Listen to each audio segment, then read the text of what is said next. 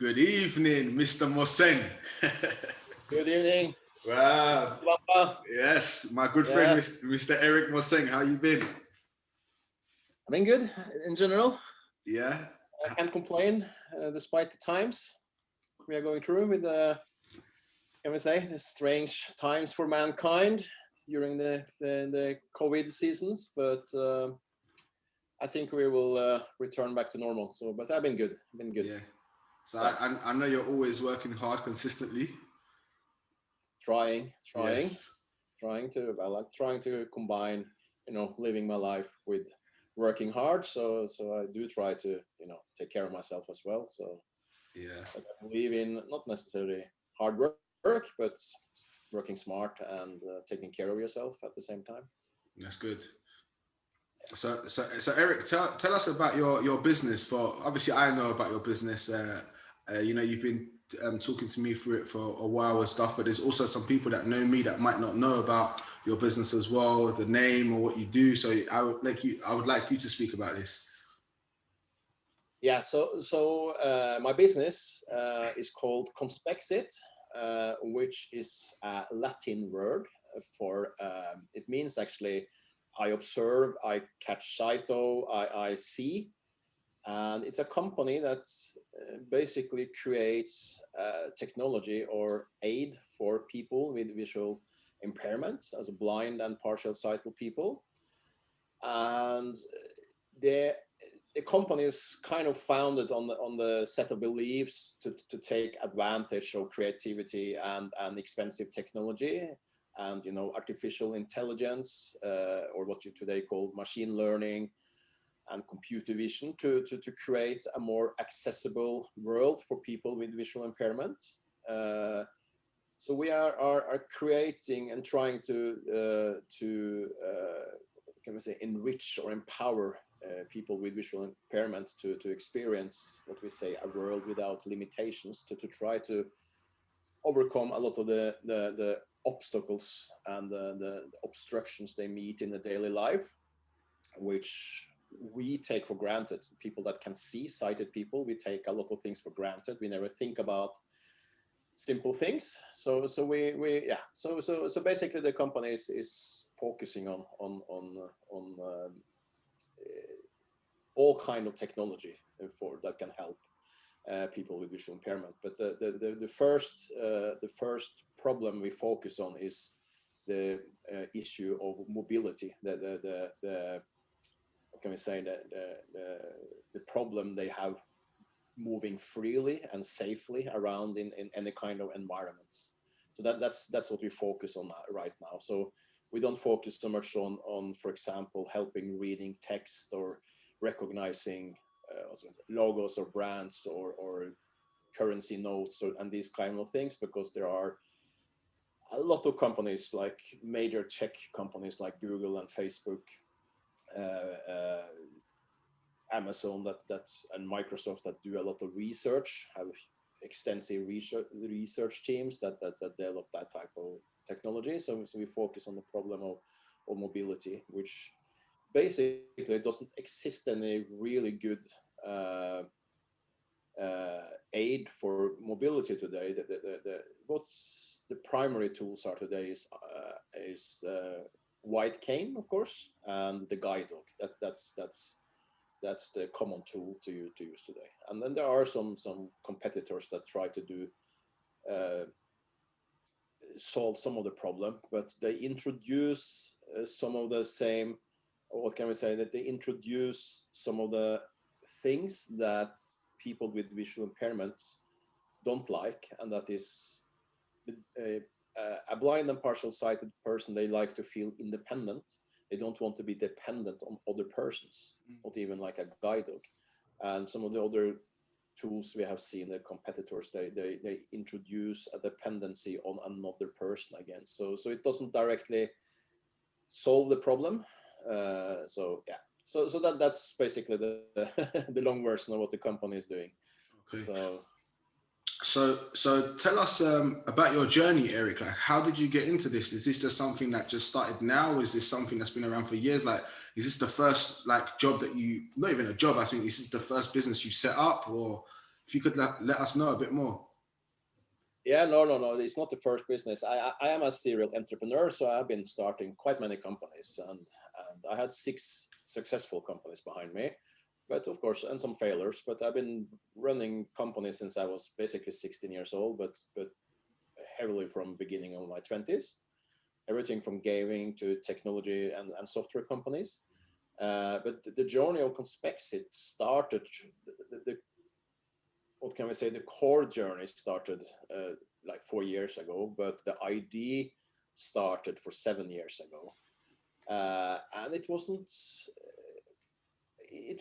any particular or any direct, can we say, incidents or moments or anything like that that drive me to start Conspexit. But I have a friend that from childhood that I haven't had so much contact with the last years, but I knew that in 2007 he became blind because he has diabetes 1, and that led to that he became blind suddenly one day in 2007. And that's kind of opened my eyes a little bit around blindness. But I didn't think so much about technology and how to help people with visual impairment at that time, because I was probably young, but I felt that there was a lot of different tools out there, like the traditional white cane, for example. So I didn't think so much about that. But in 2013 or 2013, it's self-driving cars started to get quite much attention and traction in media, and it is still an ongoing thing, but it was very often you were reading about it or the progress about self-driving cars in media. And when I visited major conferences, for example, like Google I/O and these type of conferences, there was often demonstrations of self-driving cars. Particularly Google conferences always demonstrated that, because Google was one of the first companies starting to develop self-driving cars. And Google also, they started to release a lot of their tools around the technology they use to kind of also see the world, the software. And one of the things I was constantly thinking about when I was reading about this was, as a tech guy, I love self-driving cars or this type of technology and gadgets and everything, but I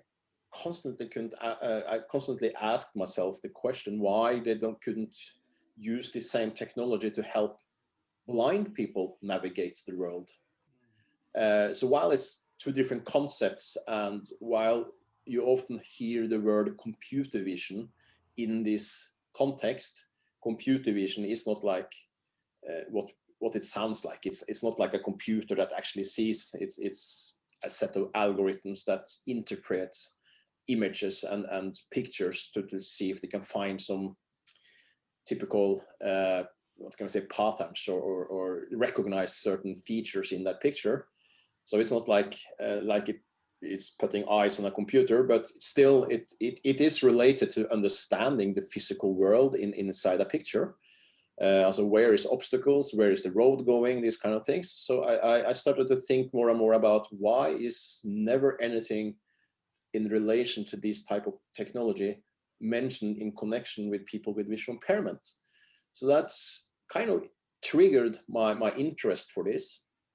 And then one day Google released something called Google Vision API, which is basically a computer vision software framework that anybody can use. That was very exciting news, but a lot of media was picking up this and writing about it, and not in one article was it mentioned like this is something you can use to help blind people maybe navigate the world, or the ideas around it. It was always about autonomous car vehicles, also self-driving cars and this kind of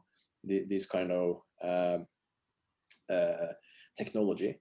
And that's provoked me a little bit, to be honest. So I've sat down and I started to do research around computer vision and artificial intelligence and this type of technologies to to see what am I capable of doing on a mobile phone, for example.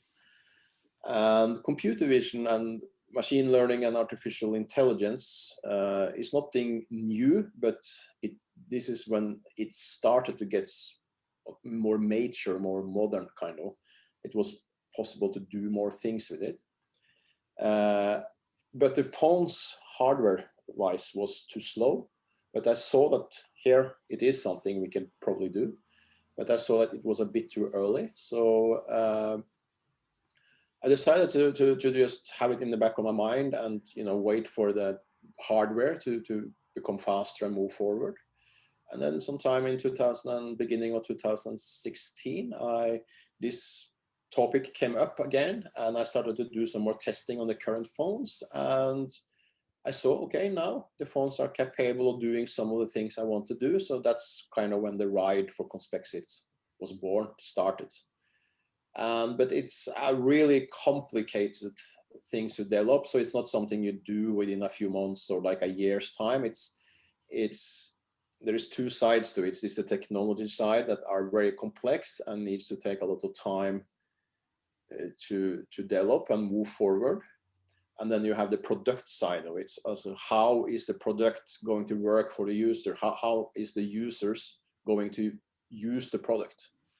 So it's a lot of discovery that needs to be done, a lot of learning as you move forward. So it takes time, but we have come quite far with the technology. And today we have a technology that can run on a mobile phone with a single camera that can understand the world very well. It can find open spaces. It can find the boundaries on the pavement. Also, like, where is the building? Where is the curb? Where is the open spaces? Where is this obstacles? Is it any bollards or mailboxes and lampposts and these kind of things? And even people coming, also dynamic objects moving around. It detects all of these things with a fairly good accuracy. And we can measure distances up to like 50 centimeters or a half meter.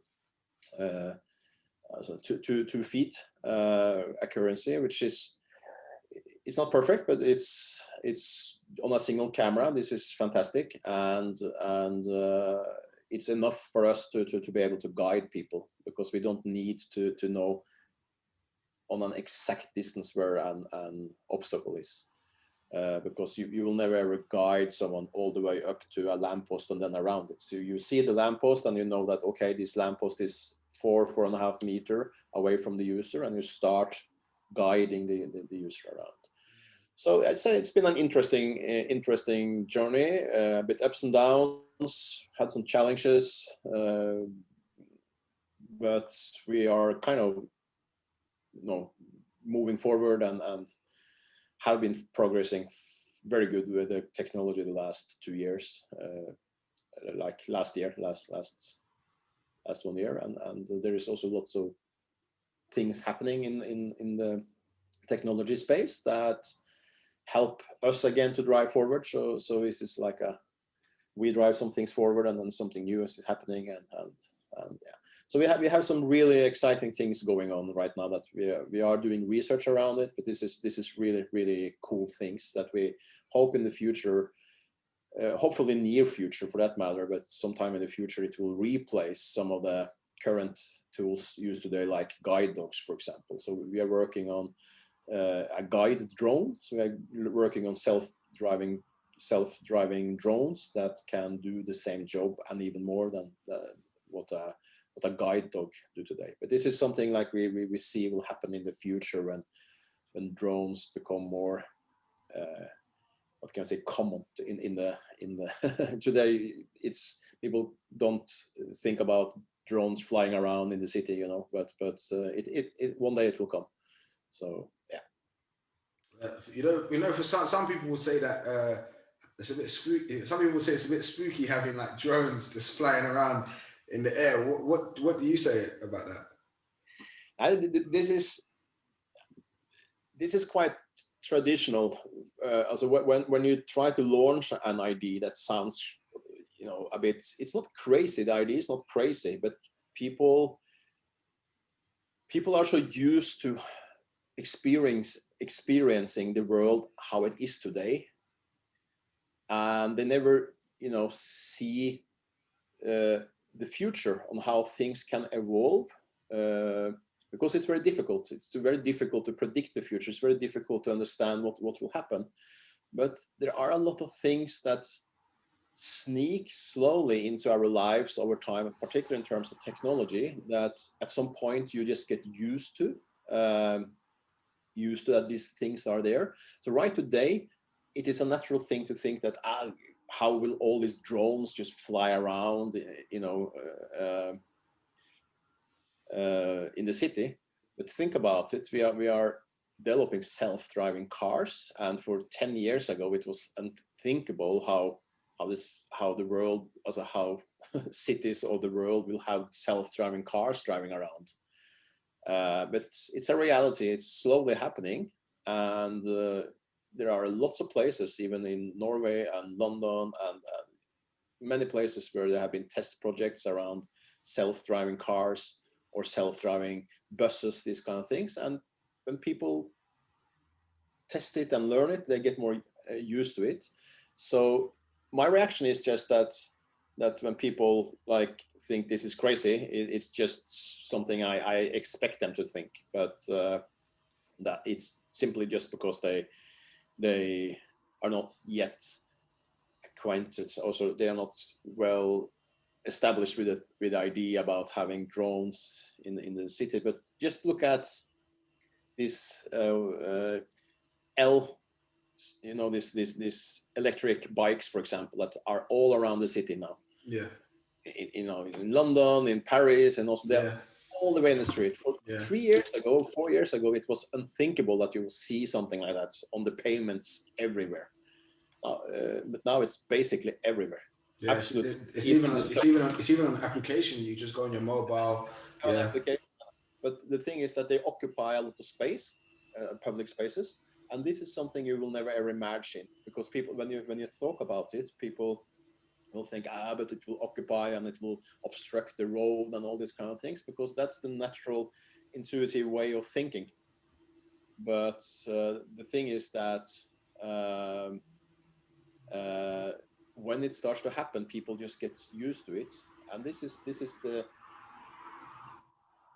a little bit the same thing, which is unrelated to this, but it's a bit the same thing as when I start a company, I always test my ideas out of real customers.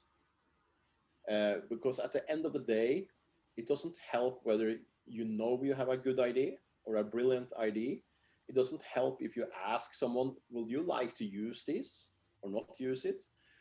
Because people are not always capable of understanding the value of things or envision how things really are. So they just basically give an answer based on how intuitive things are for them. So at the end of the day, you need to take the product or like a prototype of it and test it on real customers. And the same thing is like I say, if you go back to this electric bikes, kicking bikes, it's the same idea. If you ask people for 4 years ago, what do you think about all of these bikes will be spread all around the pavements and in the city and these kind of things, and people will say, I don't think that is a good idea. This is garbage. No one will use it. It will just obstruct the space. But suddenly, comes some bikes, and it comes some more bikes, and comes some more bikes, and comes some more bikes, and suddenly the whole city is overfilled on them, and no one really notices it. You just get used to it, and then people see the value in it because they actually get to try it, and they can download the app and book a bike that is 5 feet in front of them, take this bike to a different place, and just leave it there. And when they want to go back, they just find a new bike and go back, and suddenly they have a whole new experience that creates value for them. So the idea is that it's even for us, it's like going to, for example, we will never ever go to a blind person and ask, would you use a guide drone? Because the answer we get has really no value, because that person might not know the value of using that guide drone until he has actually tested it. So the answer that comes is just basically how his brain will interpret this, how intuitive it feels for him to use a guide drone. So he can say, yes, I love it, or he can say, no, I hate it. But both of these answers might not be true at all.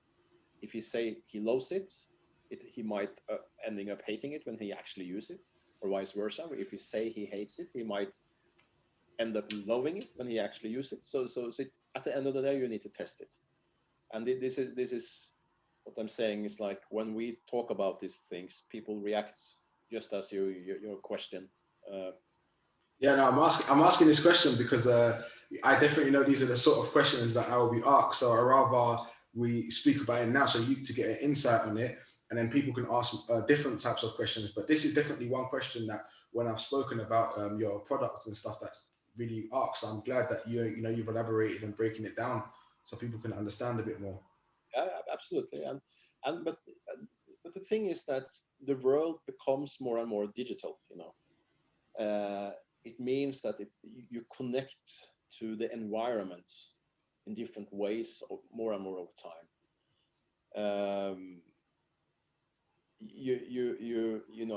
It comes sensors and other type of technology into the city that makes it easier for you to for example, if you take Amazon, for example, they have started with this experience. This is something people also wouldn't imagine for like 10 years ago. Not the general person, but they have started to experiment for some years ago with a store where you basically you just go in and pick up what you need and then you walk out. So you don't go to a cash point to pay, because the store knows what you have been picking, and when you leave the store, it charges you automatically. And this is like it's very convenient, but it was very unthinkable for many people from many years ago. But the world is becoming more and more digital and connected, and this is what we kind of we want to take advantage of that as well in Conspexit. We kind of drive forward the increasingly connected digital world by connecting people and the technology and the environments with, what can we say, the power of our innovative technology for visual impaired. And this is just something that slowly mature more and more over time without most people realizing it. It's almost like, it's a question of time whether bank branches will actually exist in the future. That's highly unlikely, because cash will disappear, all these kind of things. But imagine that there are bank branches you need to go into to withdraw money or whatever. And there's a question of time where you don't need an ID anymore because there will be facial recognition, or you will use your fingerprint or like this. So the world becomes more and more connected. But while this is a separate area, it's still something that benefits us in some ways, even if it's not directly related to people with visual impairment. But we want to take advantage of that the world is becoming more and more connected. So, but for some people believe that obviously, like, it's losing the privacy. There's all these like skeptical talks that everything's going to be controlled, where no one's going to be free anymore. I mean, how do you feel about this as well? Well, I'm a bit, what can we say, divided by that, in the sense that it is important to raise those kind of questions, these ethical questions, this ethical side of these things. Also, how far is it okay to go to kind of say supervise the society, because it is some sort of supervision, But at the same time, it is kind of, you kind of just need to accept the fact that this is also the direction the world is heading. We are, you know, we are a species that's, you know, developed tools for ourselves to make our lives better and better and have better quality life, and, you know, get rid of diseases and all these kind of things, and generally makes our lives more convenient. And technology is a huge part of that, you know. It's, if you look back, for example, for 30 years ago, debit cards and credit cards wasn't that common. Well, 30 years ago it probably was, but it started to come more. But no one really thought about or cared so much about that you could track easily what you were buying and such things. People saw how convenient it was, and this is what drives things forward. Personally, I think it is a great tool, but it must not be abused, and that's like where the danger is, of course. And but there's there's always a risk of such things. So like I say, it's important to raise those questions about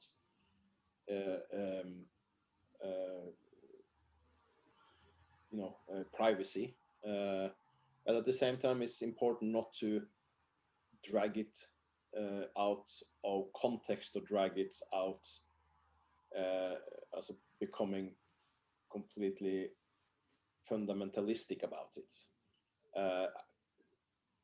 I see this, there's like this too far out, what can I say, people on both sides.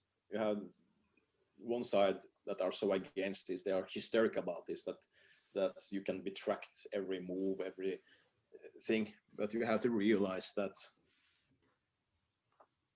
of all the people moving around, it's you are just like a drop in the ocean. There's no capacity or no person that will be able to know exactly all what you are doing unless they actually look for you. And no one will actually look for you unless there is a specific reason for that. But you have also the other side that don't care so much about these things and just say that, well, if you have nothing to hide, then it's nothing to care about. But that's also not true, you know, because you can't think about privacy like that. So such arguments are also bullshit. So it's like you need to find this balance between the fact that it's okay to track certain things, you know, that makes life easier, but at the same time not overdo it in the sense of it needs to be tracked for the right reasons. So yeah, but that there will be electronic traces of what you're doing, that's something you can't avoid. I think it will be impossible to protect the world against that, and this is something I think that the world, or in general, you just have to accept, because this is what technology is really about. It's the same thing. I can imagine, I can think about it. On Friday, I went to the store and bought some beer, and I'm part of this loyalty program for the supermarket, but I don't enter any membership number or anything like this. This membership is connected to my Visa, my debit card. So when I pay, I collect these reward points. But because of that I'm connected like this, they can also register what I'm buying. And so I bought this 6-pack of beer, and in the evening I got a text message from the from the supermarket saying that we see that you have been buying like this type of beer, but the producer have now informed us that there are a series of production series that has some damage on the top of the bottle where you can cut yourself. So they have asked to check and return if you see that. So this is a really beneficial thing, you know. If they didn't register, or I wasn't part of this loyalty program, they wouldn't see that I was purchasing this beer. Now my beer was fine, so it was no problem. The bottles was fine, so it wasn't part of that shipment that had some error. But the point being is that it could have. So I was informed, and this can be about anything, you know. While it's not a common thing that happens, it can be meat, it can be some accident or some bacteria that has come into the meat, for example. So when you can trace this back to people buying it, so you can inform them, you know. So it has huge benefits, and this is always what you need to you know, as a way towards each other. And I see it that the benefit for this outweighs any disadvantages for this. So yeah. So I'm not too worried about it. But for certain type of countries, I think, like I think there it can be more scary, like in countries that have more not that doesn't have so much the democracy, like Russia, for example. It can be more scary, of course. So that's, yeah. Yeah. So Eric, so you're saying that your product, that you're obviously from your company, is really a product you believe is just going to help the world, and more. Are we saying it's just more blind people, or are we saying it's generalized for not just blind people? And is your product going to be affordable? Because is it going to be a product that only someone that, you know, earns six figures might be able to buy it, or is it a product that is going to be affordable for anyone to buy it, or is, you know? Yeah, and this is really interesting question, really, because a lot of the tools and aid you find out there today, with some exceptions, of course, are extremely expensive, actually, particularly in the area we try to solve. But this is one of the things we want to do as well. We talked about the dependency earlier. One of the issues for people, so one of the things people with visual impairments often lack to experience is independency, because they always are dependent on someone else or something like this. So they want to feel independent. So creating a tool that are still making them feel dependent on another person isn't really solving the real problem. And the other thing that is a big problem in the space we are talking about here, in the mobility issue, is that often the tools created are very expensive. And people with visual impairments are often not necessarily below the poverty line, but they are often without work because people don't want to employ them. So this is another thing we want, which is also our aim, is to create an affordable, accessible tool to help people with visual impairment. But it's not, so your question was a bit too divided. In one thing was the price point, or if it's affordable for people. And absolutely, it's going to be a cheap tool. But you also asked, are you helping only blind people or more people? And we are focusing on the blind people, so people with visual impairment for the technology, but there are a lot of the things we do that can be used by other groups. One example of that is that we are working on a route planner, call it Google Maps for people with visual impairment. Google Maps works like in the way that you tell where you are, or enter a location, and then you tell a destination you want to go to, and Google can help you find the best route, the shortest route, the fastest route. Yeah. But both for walking and car. But it doesn't find the safest route.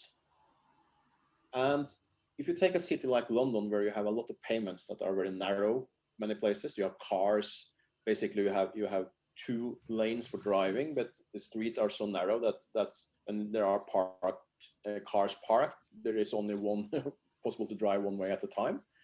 There's lots of obstacles, lots of people. There are cafe signs, that creates issues. So the route planner is meant to be, for people with visual impairment to be able to be offered a safer route to walk, not necessarily the shortest, but the safest route without taking too long detours. And one of the great examples for that is sometimes there's roadworks, there's a scaffolding put up, and scaffoldings, they put a lot of hassles for people with visual impairment, particularly if it comes in a street or an area where they are used to walk. They walk there every day, and then suddenly the scaffolding is there, and they understand something is there, but they get confused because suddenly there is something in the way that causes them to lose track of where am I? I don't recognize myself. Yeah. So the route planner is meant to be giving alerts about that in the route you are normally walking, or where we're suggesting today, there is a scaffolding. So we suggest to take another street. And here's my point, is that scaffolding is also a problem for people with wheelchair, for example. So some of the things we do in that context can help people with wheelchair and other groups of people. And we also, our company's purpose is basically enriching lives and improving society. Right now we're focusing on visual impairment, but we are very proud of our passionate commitment to diversity and inclusion and protecting the environment and promoting sustainability. This is things that are kind of built into the DNA of the company. So we take inclusivity, for example, really seriously. And if there comes a blind person to us, but also a disabled person in wheelchair, or what they're applying for a job, for example, we take it really, really serious because we want to work around inclusivity, being a inclusive company. So yeah, so it's very broad for what we kind of do, but the product wise we are focusing on visual impairment, so blind and partial sighted people for now. Yeah. So Eric, a question: Are you open to people to ask questions? Because like if people are interested in what you do, there's always people that want to ask different questions. Yeah. I'm just generalizing some of the questions in a small way to kind of understand more about the company and what you do. But there might be people that have specific questions. So would you accept if they ask these questions to come back on and to be able to? Of course, because that's part of the, like I say, what we do, and this is a two-way thing as well. Also, when people ask us questions, it also raises awareness to us about what people are thinking about, and it might raise awareness to us about things we are maybe not communicating properly or clearly enough. So this is a great way, and at the same time it gives us the opportunity to explain things even further and maybe answer things we haven't answered, also when we publish information, for example. So absolutely, we are always there to answer any questions people have. Well, guys, you've heard it yourself from Mr. Eirik Moseng. He's open to answering questions, which a lot of companies don't actually do. It's just okay, email in or this. So he's actually been open. So thank you for that, Eric. And hopefully when I get some of these questions, like for today, I think that's it for today, because what I want to do is get some questions in and see the feedback and then come back to you and get you one again and kind of take it from there. I think if we give everything in one go, because you've already unpacked a lot of things today. So, and even myself, I'm learning now from some of the stuff that you're saying. Do I agree with all of it? I think I have to really look into it for myself and to make a final opinion. And I think everyone, like you said, it's something that everyone's got their own opinion on, but I'm just amazed by the fact that you want to help. You want to help people, and you definitely got an ethos of helping and giving back.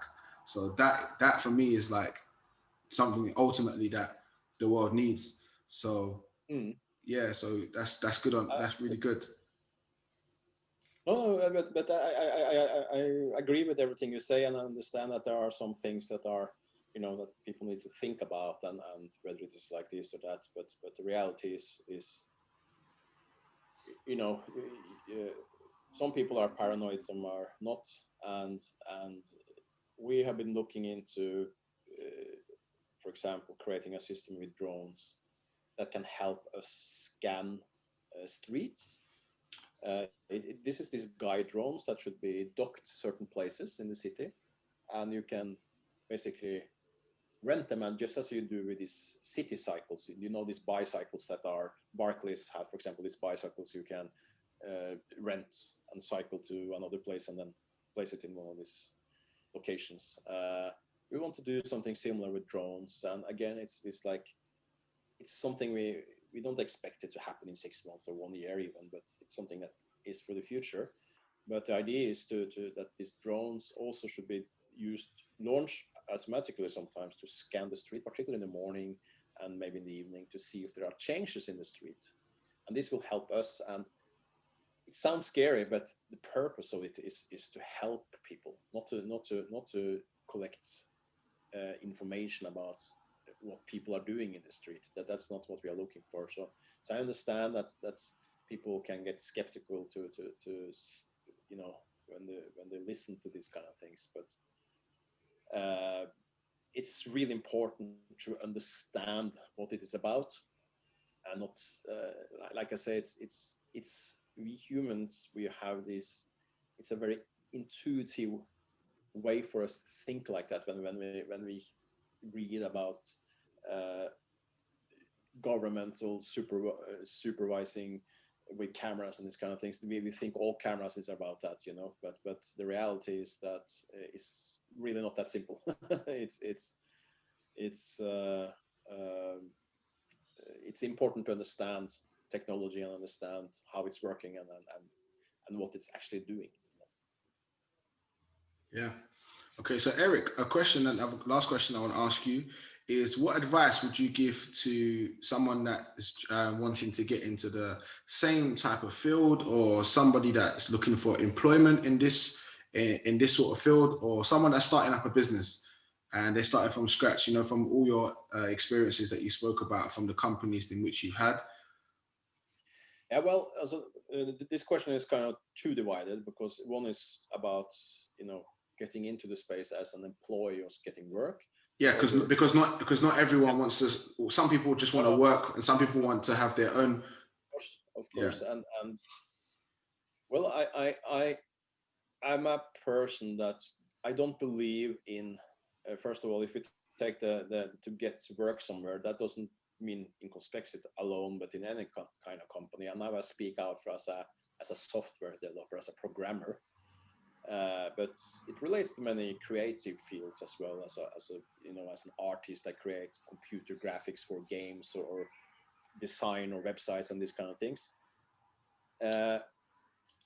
People are very often hooked on whether they have good enough education and these kind of things. And often I meet often people that talk about themselves, say that they're very good at doing this and doing that and blah blah blah. Neither of this is really interesting. Show me what you can do instead. And I am not so traditional around I'm not so supporter of the traditional interview process. I think that the interview process is broken, because I think that if you are a very outrovert person, you are very good to communicate and talk for yourself, and you are a little bit, what can I say, at least a little bit smart, it's very easy to learn what to answer to the questions in an interview. It doesn't necessarily mean that this is how you are as an employee or a worker. And the opposite is also that you can have a very good programmer, for example, that are maybe not so good to give the right answers to interview questions, which means that you suddenly lose out on a really talented programmer. So I'm much more interested in learning about the person, not as a resourcer, but as a human being. How are you as a person? And everybody is different. And I need to get a sense of that I can trust the person and that they have integrity and these kind of things. But I don't believe you necessarily understand that by talking to people in a traditional interview process. So basically, if you want to get work somewhere, I will say create a portfolio of things. If you want to get into Conspexit, for example, sit down and understand the technology we are working with, and create some examples of things. Impress me, for example, with what you can do. If you want to work in a company creating computer games, for example, or another software company for that matter, but sit down and create some small games or portfolio to demonstrate what you actually are capable of doing. Not talk about it or list it on a large. The CV is of course important because that's your entry to get noticed. But be creative. Send in a CV on a not a floppy disk, but find a way to reach out to the persons you really want to reach out. So that's the employment side. I know that there are a lot of companies that are very conservative out there that if you don't follow the traditional process, they kind of ignore you, but still take your chance, stand out, be yourself, and don't be afraid to do things, because if you are that type of person and this is like who you are, but the company don't accept that, well, the company is not right for you. That's my thinking about it. When it comes to starting companies, there is no right or wrong way to do things really, but I am a really strong supporter and believer of the idea, as I talked about earlier, to test your ideas out as early as possible on real customers, and that preferably without building anything. I know this is difficult and it sounds a bit counterintuitive in some ways as well, but there are a lot of, if you take Conspexit, for example, what we did, instead of spending, a lot of money on developing an obstacle avoidance system, you take the phone and you can hold it up like this, and it use the camera to read pictures or images, also the camera stream, and our application is analyzing these pictures coming in to find various obstacles and various open spaces. If we should sit down and develop that and then afterwards test, can we use this on blind and partial sighted people, it will cost a lot of money, and there's a big risk that you will fail, that you will actually use all your money and then have not developed the technology in the right way to be able to test it properly. And then at the end of the day, you don't have any more money left. So instead of spending like 6 months, 12 months, 2 years on building something like that, we created a simple application where the camera stream was basically on the phone. The camera stream from the phone was streamed to a PC that we were sitting in front of, so we could see the camera stream on the computer screen. And we had created a simple application where we saw the camera stream, and then we could play some sounds left, right on the speakers to the phone, also the headphones on the mobile phone. And this took us 3 days to put together. But it wasn't a real product, but it was a product that simulated what we wanted to do. So we told people with visual impairment that we had created this technology that can guide you. But the reality was that it was a human watching the screen like this and see, okay, here's an obstacle. He has to move left, so let's play some sound on the left. And that worked very well. And the people we tested this on was loving the idea because they got a real feeling on how this was working. And like I say, instead of spending months and months and like 6 months or 12 months or 2 years and burning off 200,000, 300,000, 400,000 pounds, we spent 3 days to get the idea. Can we guide someone using sound, and do they like it? This is very important when you start a company. But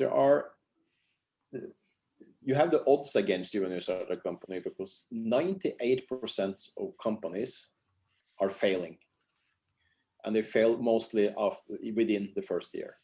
And I think that this is what I just talked about is a huge reason to that. That people they have this idea, and then they sit down and just create this product or this idea without thinking about testing it properly. But it's important to, if you're not able to create something simple quickly, at least get your product out as quickly as you can, even if it's not finished, polished, just to start testing it, so you know that what you create adds value for your customers, your target audience. And my typical example for explaining what I mean about with this is so the thing is that it's easy for a person to think they know what customers want. That's very, when I have an idea, it's very intuitive for me to think that, I know these customers, they like that, that's for sure. But then I like to just get that confirmed. So I ask, if you are my customer, I will ask, would you like to use a product like this? And either I get an answer from you saying yes, or you're saying no. Your answer depends on how your brain is connected, how your brain experience or hear what I'm saying, what you imagine this product is doing. And either you like it because it connects to something you like, maybe, and you say, yeah, of course, or it doesn't sound very exciting to you, so you just say, no, I don't want. But the reality is that you don't know yourself either until you actually try it. That's why it's important for me to create something you can actually try. Yeah. And my example on this is if you ask someone, do you want a blue or a red Lamborghini?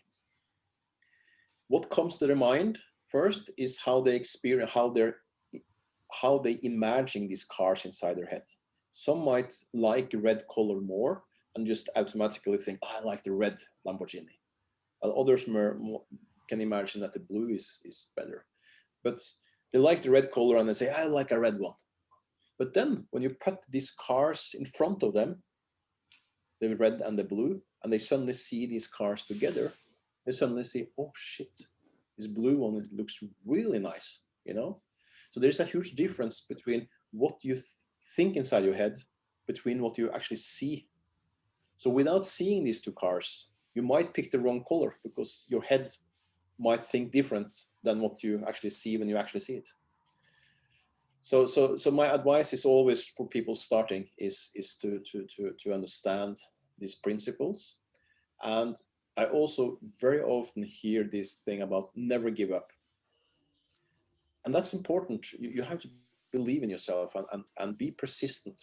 You have to deal with the sunny days, but also the rainy days, as I call it. There will always be times where you feel motivated. Everybody is full of energy when they get excited and they have some cool ideas. But you need to be persistent and you need to go forward, even on these days you feel tired and you know. But what is very important in this never give up thing, which is a bit wrong in the context of saying never give up, because sometimes we create something that might not add the value to a user as we were hoping. The product you are creating, no one likes it. And you discover that over time. But don't sit down and say, but this idea is so cool, so just continue and continue and continue. Learn from what you are doing and constantly measure if what you build adds value to your user. Yeah. Once you see that you don't do that anymore, try to understand, how can I pivot? How can I change path? It's a bit like this example with the cars. A different example, but let's say you produce only red cars. You produce only red cars, and you present a red car for a user. It's a cool sports car. Let's say it's a Lamborghini, and they say, it's a cool car, but the color, because it's a wrong red color. And you say, the red color is a bit too bright. It looks a bit too orange, for example. So you change the red color a little bit to become less orange, but it's still bright.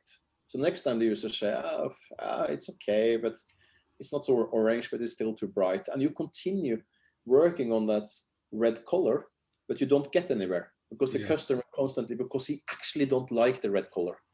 But he doesn't say that. He doesn't say, I hate red. He just say that it's too bright, it's too dark, it's too brown, it's too orange, too yellow, these kind of things. But then you learn and figuring out, maybe he doesn't like this red color. So suddenly you present a blue car instead. You repaint the car and make it blue, and he's suddenly, wow, yeah, I buy that, you know. It's a simple example, but it illustrates this thing that you need to test things out and learn from it. And you can't necessarily just present one red car to understand whether the user is hating a red color or not. You maybe need a few attempts on that, but it's important to learn from it and not just continue and continue and continue with, you know, repainting to red, repainting to red, repainting to red, because at some point down the line, you should understand and learn that he doesn't like, it seems like red is not appealing to him. Yeah. So let's pivot. Let's change the strategy, you know. So it's all about these things. But it's difficult. But like I say, I see this over and over again, that people do when they have ideas. They go, particularly software developers, they start right away writing the full software without thinking through these things. And you waste time, you waste resources, you waste money if you're not careful.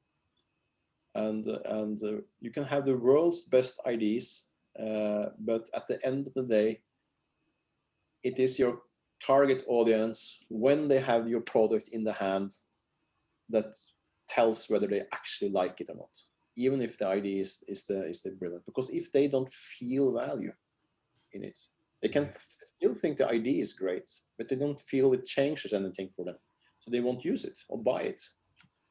So yeah. So it's a long answer, but that's my kind of advice to people who want to start for themselves. But yeah. But I think that if you should take the short version, is at least be persistent. You have to also deal with the rainy days, the days that are heavy, the days you are tired, the days you feel demotivated, the days you feel like you're not moving forward. You still have to deal with those days and continue to move forward, or to continue to work on your product. Yeah. Nothing comes by itself. Yeah, for sure.